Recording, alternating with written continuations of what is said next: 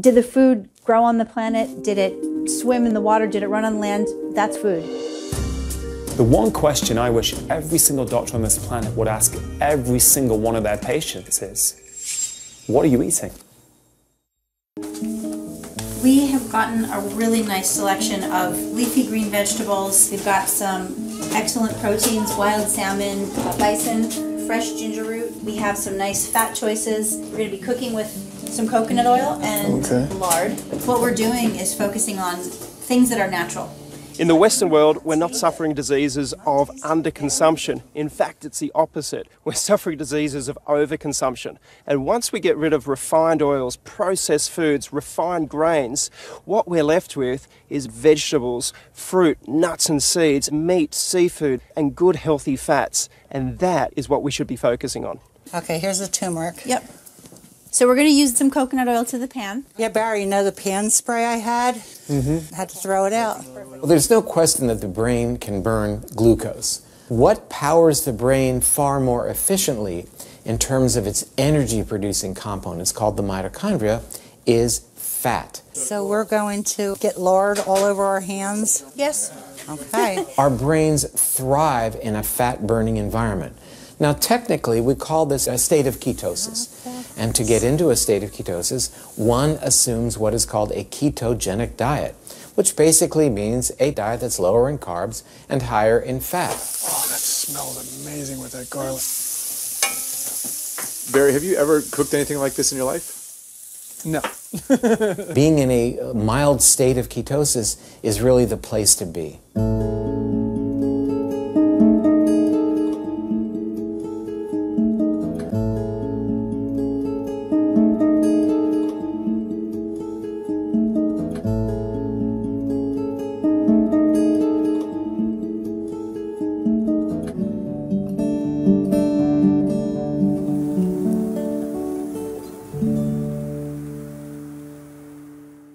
Okay, this is my first video diary.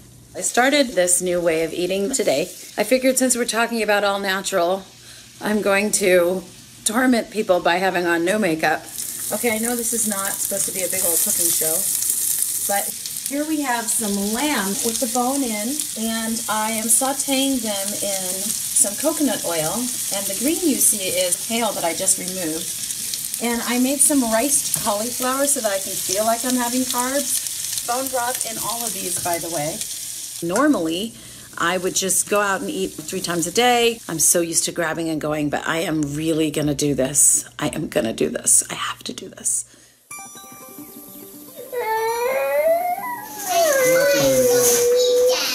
Emma's convinced that we were punishing her. Will you eat some chicken? No. No, why not? She's like, why are you taking all of my food away? This is mean. I can't eat macaroni and cheese. I can't eat chicken nuggets. I can't eat SpaghettiOs. She just went down the list. Tattering through this list of junk. I'm just like, man, we didn't feed her anything healthy. Like, we literally took away everything that our children have been eating. Okay, don't throw it. Those are scrambled eggs on the floor. She just started pushing my hand away as I was sticking the fork into her mouth.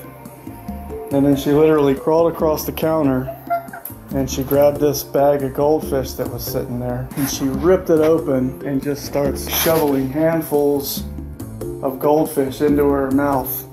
It reminded me of when I was a drug addict and I would get my bag and I'd be fiending for something. I'd be fiending for a fix.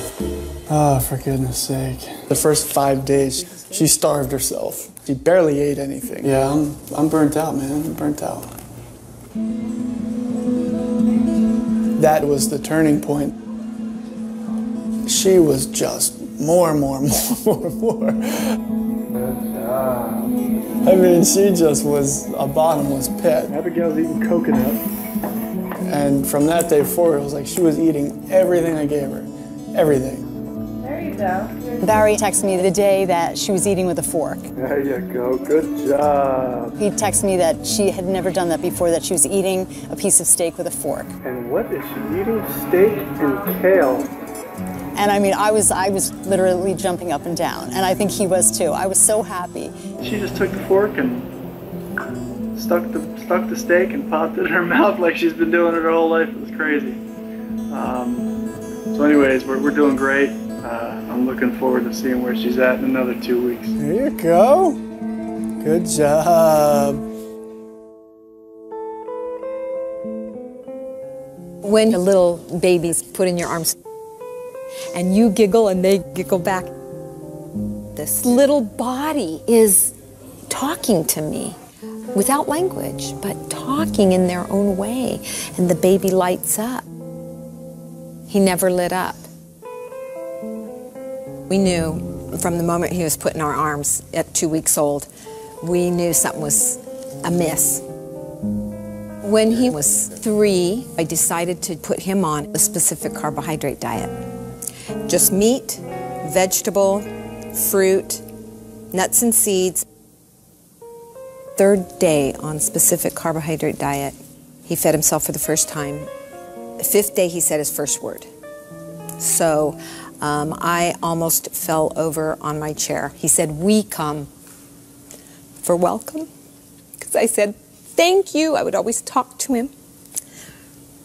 And it was always me doing the talking, us doing the talking. And he, wouldn't answer to his name, all that typical autism stuff. I said, "Thank you." And he said, "We come."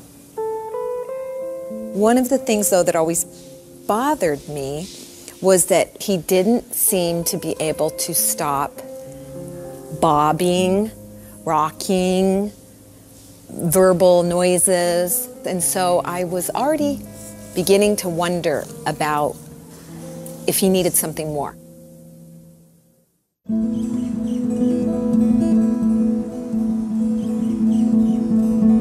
We're at the Shriners Hospitals for Children in Honolulu. We take care of children with brain-based disorders. Specifically, we specialize in autism, ADHD, and other developmental problems. Use this hand and tap your fingers. Our medical study involves a clinical trial. We're investigating not only if the ketogenic diet impacts children with autism, but also how it might impact children with autism. To help with their language, help with their socialization. We want children to be able to interact meaningfully with their families again. You put that one in there. And you can push it off with the, yeah. The ketogenic diet and the state of ketosis changes the metabolism in the body. And so instead of using glucose as your primary go-to fuel, the body taps into ketones. Do you want butter too, or you're fine? I'm okay. Yeah. Ketones are acids that the body produces from fat. It cannot be produced from carbohydrates or sugars. He likes coconut oil all over everything. And the body uses the ketones for energy for the brain and the free fatty acids for the muscles. Good balance. Open your eyes. Aaron Thatcher has been on the ketogenic diet for approximately 6 months. He has seen an improvement in some of the core features of his autism, including increased socialization, interaction with his mom. Just to get him peaceful. Yep. It's huge. Brings peace to the whole family. And I would say, our loving interactions are more. Increase independence and self-care skills, decrease in his stereotypic repetitive movements and behaviors. Aaron, we're going to put these puzzle together, okay? Start with these, and I have some here, and let me know when you need more. As evidenced by his scores on the ADOS, he initially, pre-diet, had an ADOS score of 16, which is in the high range for autism. And on his 3-month follow-up, had a score of 8. What do you like doing that makes you feel happy and cheerful? Coming here. Coming here? You like coming here? Okay, what are some other things that make you feel happy? Taking a bus. Taking a bus, that sounds fun. Okay, how about things that you're afraid of? Are there things Turtles. Turtles like in the story that we read?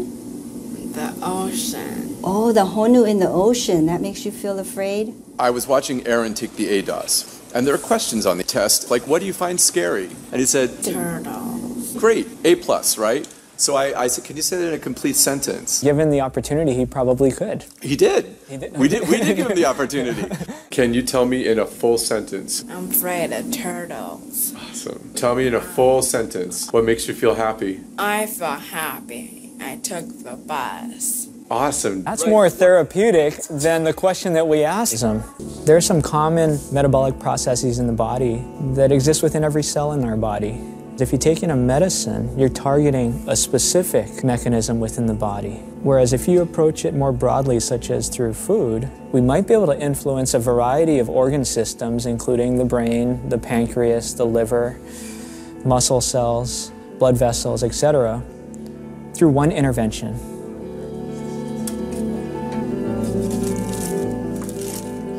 And this is not a new thought.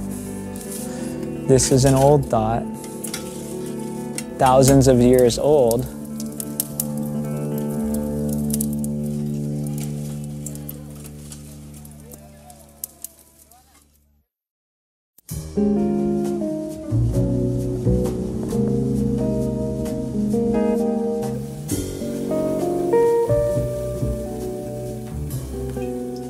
I think that eating alone only bolsters the little hamsters in your head that are telling you what you should and shouldn't do.